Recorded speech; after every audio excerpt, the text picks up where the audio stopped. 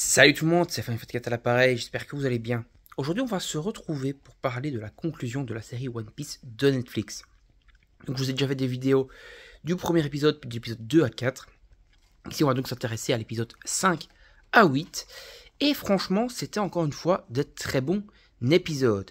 Il y a eu pas mal de modifications par rapport au manga, mais ces modifications ont été plutôt bien amenées. Par exemple, donc dans l'épisode 5, on va voir Mihawk, qui va cette fois être envoyé par le grand-père de Luffy pour arrêter Luffy, pour capturer Luffy, le capturer vivant en tout cas, donc contre Luffy. Et on va donc retrouver Mihawk qui va se battre de façon badass contre les membres d'équipage de Don Krieg et après contre Don Krieg lui-même. Parce qu'il faut savoir en fait que Mihawk arrivait normalement dans le manga par hasard au Baratie en poursuivant du coup Don Krieg qui s'était échappé. Ce qui était du coup, je trouvais un petit peu aberrant, en tout cas dans le manga, parce que Don Krieg n'est pas du tout au niveau pour pouvoir échapper à Mihawk. Et donc ici, je trouve ça un peu plus logique en fait que Mihawk arrête tout simplement et vainc Don Krieg très facilement. Donc ça, c'est plutôt sympa. Donc il va débarquer au Baratie, Mihawk à la recherche de Luffy, cette fois envoyé par Garp, alors qu'à la base, du coup, je me disais, il arrive là par hasard. Zoro va le défier. On va voir un petit peu, du coup, on va voir le combat Zoro-Mihawk, normal, quasiment, on va dire, similaire à la chorégraphie près que dans le manga papier ou que dans l'anime. Et d'ailleurs, très bien, très, très sympa cette chorégraphie de combat, très très cool. Et donc, on va avoir un peu un Luffy qui va donc du coup dire à Zoro, ouais, tu peux aller te battre contre Mihawk parce que c'est ton rêve. Voilà, en gros, c'est, je te laisserai pas mourir pour des conneries, mais vu que c'est ton rêve, même si tu meurs, voilà. Et après, du coup, Zoro va avoir une grosse défaite, il va être gravement blessé, et du coup, Luffy va un peu douter, un peu avoir, un peu douter sur ses capacités de capitaine. Vous allez me dire, ouais, mais c'est pas du tout le personnage de Luffy de douter. Et ben moi, je vous dirais que c'est plutôt bien pensé, parce que du coup, ici, on se retrouve avec un Luffy beaucoup plus humain que dans le manga. Parce que, voilà, Luffy, par exemple, il va se friter dans le manga, parfois contre des marines, des pirates et compagnie, il va avoir plein de cadavres autour de lui, il va juste faire « Ah, moi qui serais le roi des pirates ?» en souriant bêtement. J'adore le côté gag et le côté du manga et de l'anime, mais je trouve qu'ici, dans la série live, lui donner un côté plus humain que juste faire, on va dire, le Luffy, voilà, comme dans le manga, je trouve que c'est vraiment un bon parti pris. Voilà, on se retrouve avec des vrais personnages et donc les humaniser beaucoup plus. Je trouve ça fort sympathique. Donc ici, pour revenir du coup au Baratie, donc l'arc du Baratie, et normalement, l'arc du Baratie donc se fait attaquer par Don Krieg. Le Baratie se fait attaquer par Don Krieg et Don Krieg est l'ennemi de cet arc. Ici, Don Krieg a été vaincu rapidement par Mihawk et donc du coup, normalement, il n'y aurait pas d'ennemi. Mais du coup, ici, ils ont un peu décidé de déplacer l'intrigue et de rendre vraiment Arlong au centre de cette saison 1. Parce qu'en réalité, c'est lui qui débarque au Baratie, parce qu'il est à la recherche de Luffy, parce que grâce à Baggy, le clown, il a appris que Luffy avait la carte de Grand Line, carte qu'il avait à la base envoyé Nami dérober, vous voyez, parce qu'on va apprendre du coup dans l'épisode que Nami en fait bosse pour Arlong, et donc il a renvoyé Nami la dérober, mais donc du coup, ici, Nami n'est toujours pas revenu, etc., donc il se bouge lui-même pour aller chercher la carte. Donc il va y avoir un combat entre Luffy et Arlong. On voit que Nami doute, que Nami a peur de Arlong, elle veut pas se montrer à la base, et elle dit à Luffy de pas aller le combattre. Mais Luffy dit non, moi je vais aller l'affronter, voilà, il menace le restaurant nous a aidés, machin, j'y vais quoi. Donc il se bat contre Arlong, qui se fait défoncer par Arlong, un petit combat, mais on va dire qu'il se fait assez rapidement maîtriser par Arlong, et puis Nami du coup débarque, et là on apprend du coup que Nami travaille pour Arlong, normalement en tout cas, voilà, on en apprendra plus par la suite, et donc du coup, elle va juste dire à Arlong, lance-le à l'eau, voilà, il se noiera, laisse la mer faire le boulot, ça sert à rien de te fatiguer pour lui. Et donc du coup là on peut se dire, c'est une connasse, mais en fait on comprend aussi que le jeter à l'eau c'est pour lui donner une chance de survivre, alors que si Arlong l'aurait zigouillé, c'était fini quoi. Et donc du coup après on va se rendre compte qu'en fait que Nami bosse pour Arlong, et donc tout le membre d'équipage veut quand même partir, on veut récupérer donc Nami, etc. Et donc ils vont partir vers l'archipel Kunlun, je crois que ça s'appelle, où il y a le village Kokoyashi, et donc ils vont partir vers là-bas. En parallèle de tout ça, on a bien sûr encore les petites aventures de Garp et de Kobe qui au final vont débarquer du coup au Baratie. Ils vont un peu interroger tout le monde, dont Jeff. Et Jeff, donc les pieds rouges, il va dire non, je sais pas c'est qui Luffy, mange un petit bout avec moi, etc. On va se rendre compte qu'en fait que Jeff quand même pesait dans le game de la piraterie vraiment à ce moment-là, parce que voilà, on voit que Garp le tient encore un peu en respect, etc. Et donc ça c'est plutôt intéressant. Donc finalement c'est Kobe et Hermet qui, en interrogeant un barman, vont savoir où est parti Luffy, et donc Garp va être content, et donc ils vont partir du coup à la suite de Luffy. De l'autre côté, donc on va arriver au village Kokoyashi, et là on va en apprendre beaucoup plus sur l'histoire, sur le passé de Nami. On va se rendre compte qu'elle est du côté de Arlong, juste en fait parce qu'elle a fait un espèce de contrat avec lui, que si elle arrive à avoir 100 millions de berries, c'est pour ça qu'elle volait les trésors et tout, si elle arrive à 100 millions de berries, elle peut racheter le village.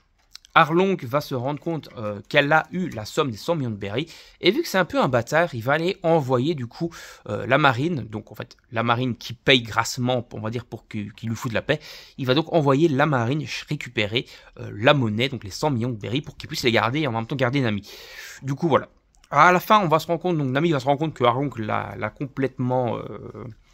l'a eu, l'a manipulé, et donc du coup elle va se retourner contre Arlong, et on va avoir du coup au final Luffy et compagnie qui vont aller attaquer Arlong Park, donc la base de Arlong, et là il va avoir un gros combat. Alors vous allez me dire, ouais mais comment est-ce que Luffy a su où se trouvait le village Kokoyashi, etc. Et ben là je vais revenir là-dessus un petit peu. Donc Baggy le clown en fait a une importance beaucoup plus grande dans cette adaptation live. C'est-à-dire que on voit dans l'épisode 2 ou 3 Arlong qui va lui parler pour savoir où est Luffy. Et au final, on va avoir donc Arlong qui va se balader avec la tête de Baggy. Et puis, du coup, ça va être Luffy qui va également se balader avec la tête de Baggy. Parce qu'en fait, on va se rendre compte que Baggy avait laissé son oreille dans le chapeau, caché dans le chapeau de Luffy. Et donc, du coup, il savait tout le temps où ils étaient. Et donc, du coup, c'est grâce à ça que Arlong va les retrouver. Et au final, ils savent où est le Arlong Park. Parce qu'en fait, Baggy veut retrouver à tout prix son corps qui a été, on va dire, capturé par Arlong. Et donc, il va les amener à Arlong Park pour pouvoir récupérer du coup son corps. Donc Baggy va récupérer son corps à ce moment-là. Et Luffy, Zoro et Sanji vont aller se friter avec Arlong et ses hommes. Donc il n'y a pas Octo, donc le personnage Poulpe, qui est quand même très important par la suite du manga, n'est pas là. Mais peut-être que c'est aussi pour lui donner un côté, je sais pas, plus humain, parce que il faut savoir que Octo en fait est méchant avec Arlong, mais qu'à la fin il va être gentil plus tard, et qu'il était déjà un peu entre deux chaises, c'est-à-dire qu'il était à peu près gentil quand même déjà à l'époque de Arlong. Et donc là je pense qu'ils vont juste l'introduire plus tard dans le manga en étant directement gentil et pas faire son côté je travaille pour Arlong. En tout cas c'est ce que je pense moi. Mais bon, ils vont se friter contre l'homme poisson karatéka dont j'ai oublié le nom, et l'homme poisson qui s'appelle Smack, donc celui qui a une espèce de bouche dégueulasse dans l'adaptation live, normalement qui a une grosse bouche comme ça, genre il fait un bisou. Dans le manga, là ils lui ont fait une espèce de tête immonde, mais bon, ça fait un peu ressortir le côté monstre. Et donc lui il va se battre contre Usopp comme dans le manga papier dans l'anime. Il va se faire battre au final grâce aux Russes de Usopp. Et donc Sanji et Zoro vont tous les deux se battre contre l'homme karatéka. Voilà. Normalement, l'homme poisson karatéka, il se bat juste contre Sanji, et Zoro se bat contre Octo. Là, du coup, ils se battent à deux contre lui. Bon, voilà, ça permet un peu de faire un petit travail d'équipe, on va dire, entre les deux. Voilà. Même si, au final, c'est quand même Sanji qui le finit comme dans le manga. C'était quand même stylé. Bon, après, Luffy a un petit peu galéré contre Arlong, mais Sojo. Comment dire, Sanji et Zoro, j'ai fusionné Sanji et Zoro, ça fait Sojo. Donc Sanji et Zoro ont assez facilement battu, on va dire, l'homme poisson, les autres hommes poissons qui les affrontaient. Donc Luffy galère un peu contre Arlong, mais au final il se rend compte qu'on va dire que c'est vraiment la base et que c'est l'endroit où Nami était enfermée, qu'elle faisait ses cartes de force et tout pour Arlong, et donc du coup il décide de péter complètement le bâtiment, et au final il va faire son attaque finale qui fait comme dans l'anime et dans le manga avec son, je crois que c'est l'attaque hache. Donc il va lever son pied tout en haut, passer à travers le plafond de Arlong Park, le rabaisser comme une hache quoi, et la battre du coup sur Arlong, et il va donc totalement détruire Arlong Park et faire traverser plusieurs étages à Arlong, et tout va s'écrouler. On va croire que Luffy est mort, mais il va sortir des gravats, et voilà, donc il aura gagné son combat. Après, du coup, ici, on va avoir Garp qui va arriver sur place. Donc, il va arriver là où se trouve Luffy. Il va y avoir un petit affrontement entre Luffy et Garp. Luffy va se faire maîtriser en 2 coups de cuillère à peau par Garp. Et puis, au final, Garp, on va se rendre compte qu'il faisait ça, au final, vraiment pour retrouver Luffy. Et pour voir, en fait, si ses rêves étaient... s'il avait vraiment autant de passion pour ses rêves et tout ça, et voir en fait vraiment si ses rêves pouvaient le porter plus loin, et voilà, parce qu'il était persuadé en fait que Luffy voulait faire pirate juste comme ça, et que du coup il allait crever à la première occasion, et là il se rend compte que Luffy vraiment il a des rêves, une vocation, et qu'il va pas se laisser faire, pas se laisser marcher sous les pieds, qu'il est vraiment motivé et qu'il a pas envie de mourir. Et donc du coup il va lui dire finalement, allez vas-y c'est bon, va vivre ton aventure de pirate, je te laisse partir. Voilà. En gros c'est ça le speech de base, ça se passe pas exactement comme ça, mais dans les grandes lignes c'est comme ça. Et donc j'ai vraiment bien aimé ces épisodes, les petites adaptations, les petites retravails de scénario étaient franchement bienvenus. Parfois il y a des petites coquilles, hein, voilà, des trucs un peu incohérents par-ci par-là, mais dans l'ensemble ça se tenait plutôt bien. Les acteurs jouent très bien leur rôle. Voilà, on voit bien l'émotion. Voilà, Nami joue bien voilà, l'émotion, la tristesse, etc. Même la Nami enfant joue plutôt bien. Et voilà, franchement, un très bonne adaptation. Sanji également aussi, voilà, Sanji est vraiment très très badass. Il faut savoir que l'acteur était complètement une clinche en arts martiaux avant le début de la série, qui s'est entraîné comme un psychopathe pour cette série, et que maintenant il est même ceinture noire. Donc voilà, franchement, les acteurs sont donnés à fond, on le voit, on sent l'intensité, on sent tout. Il y a la version originale et la version japonaise qui est disponible, la version française qui est disponible sur Netflix. Et franchement, les deux se valent. Voilà, la version française aussi est très bien foutue. Les doubleurs sont très cool. Il y a des doubleurs connus aussi qui sont venus dans le lot. Par exemple, pour Hermet, c'est Donald Renew, etc.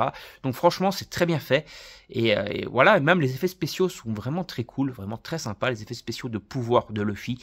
Et donc voilà, franchement une très bonne adaptation, je suis surpris. On a déjà on sait déjà que la saison 2 est confirmée. On se demande quand ça va venir. Il parle de 12 saisons, je pense que c'est un peu abusé ça, je pense que allez, il faudrait faire peut-être 8 saisons mais peut-être mettre un peu plus d'épisodes par saison, voilà, pas faire 8 épisodes toutes les saisons mais genre passer à 10-12 épisodes après pour les prochaines saisons. Voilà, comme ça, parce que si jamais ils font 12 saisons et qu'ils mettent genre 1 an et demi, 2 ans entre chaque saison, les acteurs seront beaucoup trop vieux pour jouer leur rôle. Ça veut dire changer d'acteur en cours de route et ça serait vraiment... Non, ça serait vraiment pas top de faire ça. Donc voilà, allez, on va s'arrêter là. J'espère que ça vous aura plu. Salut tout le monde, n'hésitez pas à vous abonner à la chaîne, à laisser des petits commentaires, activer la petite cloche, etc. Vous connaissez les bails. Salut, salut!